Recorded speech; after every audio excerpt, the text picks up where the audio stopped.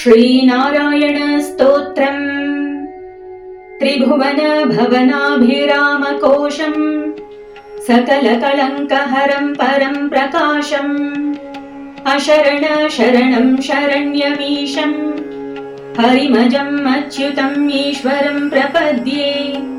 कुवलय दलनीलसन्निकाशम् शरदमलाम्बर कोटरोपमानम् भ्रमरतिमिर कज्जलाञ्जनाभम्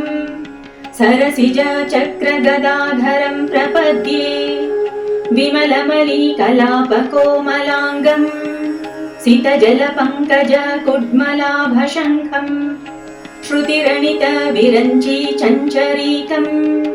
स्वहृदय पद्मदलाश्रयं प्रपद्ये सितनख गणतारका विकीर्णम्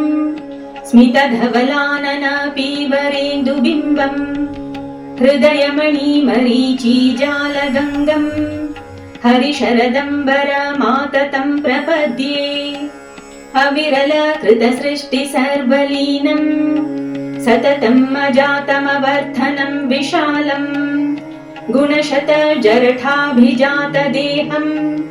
तरुदलशायिनमर्भकं प्रपद्ये नवविकसित पद्मरेणुगौरम् स्फुटकमलावपूषा विभूषिताङ्गम्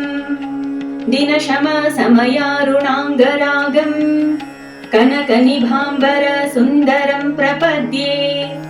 दितिसुत नलिनी तुषारपातम्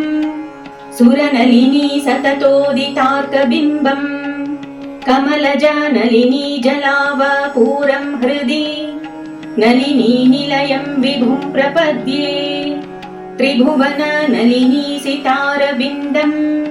तिमिरसमान विमोहदीपमग्र्यम् स्फुटतरमजडं चिदात्मतत्त्वम् जगदखिलार्तिहरं हरिं प्रपद्ये इति श्रीनारायण